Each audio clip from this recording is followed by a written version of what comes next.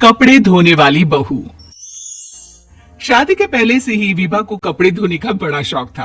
कभी नाल के नीचे तो कभी तालाब के पास। अरे मेरी नीली वाली लुंगी नहीं दिख रही है। विभा की अम्मा कहाँ रखी है लुंगी? अरे वो तो विभा ने परसों ही धोकर रखी थी आपकी अलमारी में, देखो वहीं होगी। वो ना मैंने आज धो दी, मुझे लगा कि गंदी हो गई होगी। अरे कैसे गंदी हो गई थी, उसे तो मैंने पहना भी नहीं। हे भगवान, इस लड़की के कपड़े धोने की आदत से परेशान हो गया हूँ मैं। जितना तो घर में राशन नहीं आता उससे कहीं ज्यादा डिटर्जेंट पाउडर का खर्चा है। इसकी शादी करवा दो, शादी जाए अपने घर में ही करे काम, फिर चाहे घर के कपड़े धोने हो या पूरे गांव के।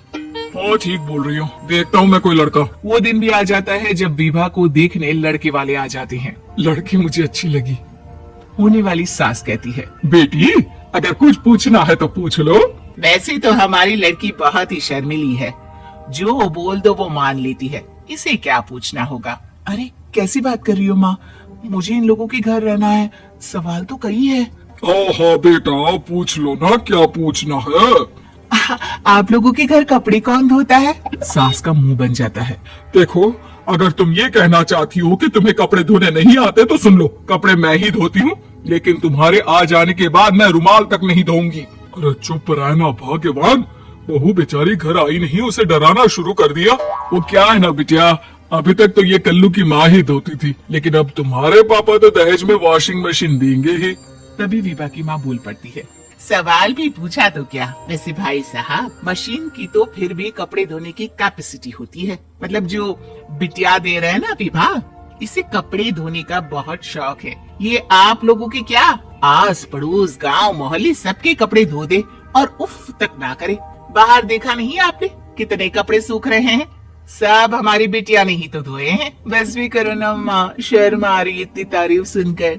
और तो और एक दाग निकाल कर दिखाओ तो मान जाऊं। हाँ अच्छा माफ करना बेटा, मैंने गलत समझा, हमें तो रिश्ता बहुत पसंद है।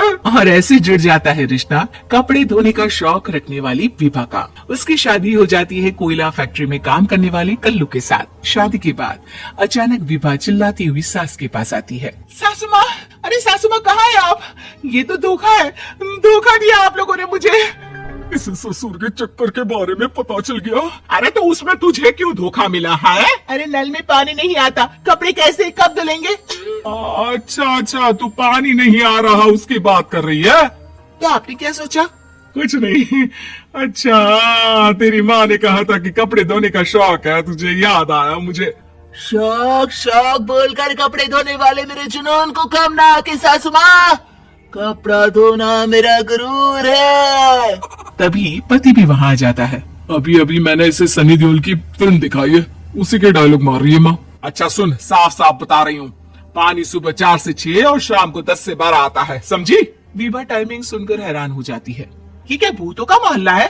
सुबह 4 बजे उठकर कौन कपड़े धोता है? 4 बजे टंकी में पानी जाता है, फिर सारा दिन धोना ना, किसने मना किया?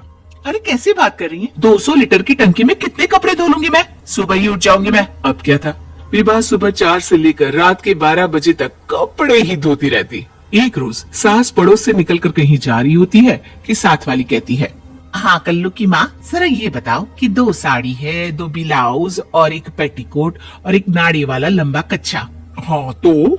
अरे तो क्या, कितना लोगी धुलाई ये बताओ। धोबन दिख रहे हैं हम क्या? हमारे पति सरकारी नौकरी से अभी रिटायर हुए हैं और बेटा सुपरवाइजर है कोयला फैक्ट्री में। धोबन समझ रखा है हमें। हाय रे कल्लू की अम्मा, माफ कर दो, वो तो मोहल्ले में यही सब बता रहे थे कि तुमने बहू को कपड़ा धुलवाने के काम में लगा दिया है। सास को पड़ोसन की बात सुनकर गुस्सा आ जाता है। वो घर पहुंचती है जहां घर के बाहर ही इतने सारे कपड़े सूख रहे होते हैं जितने कि किसी धोबन के घर पर। अरे ओ कल्लू की दुल्हन, बाहर निकल।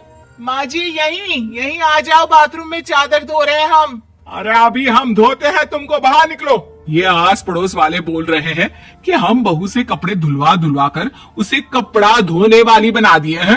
अरे छोड़ो ना माँ जी, किन लोगों की बातों में आती हो। आस पास के लोगों का तो काम ही होता है कि वो किसी तरह सास बहू को लड़ा दे। बहू सारे घर के कपड़े धोती है, ये क्या कम है? बोलिए। सास को भी लग जाता है कि वो बहू का ये सनकीपन नहीं छुड़वा सकती, इससे अच्छा है कि खुद ही चुप हो जाए। एक रोज सास और बहू मंदिर जाते हैं, जहाँ सास की साड़ी वहाँ खड़ी भीख मांगने वाली से मिलती है। माँ जी क्या बात है, आपकी साड़ी उस भिखारन से कितनी मिल रही है ना? हाँ हाँ, देखो तो दोनों की साड़ी मिल रही है। क्या बात है कल्लू की अम्मा, तुम खुद को तो अफसर की बीवी बताती हो और ऐसी सिंपल सी प्लेन साड़ी पहनकर घूमती हो। सिंपल और प्लेन नहीं है ये साड़ी। तो क्या सोने के धागे से फूल बने हैं? कुछ भी सासू माँ, कुछ भी।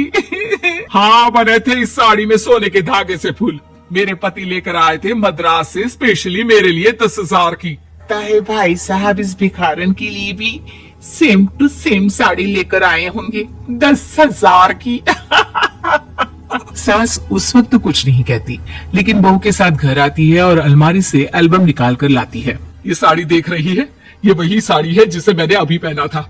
इस साड़ी में ये जो चमकदार फूल दिख रहे हैं ना, ये सोने के धागों से काटे गए हैं। लेकिन तू लोकल वॉशिंग मशीन ब्रश से घिस घिस कर सारे फूलों को निकाल कर साड़ी प्लेन कर दी।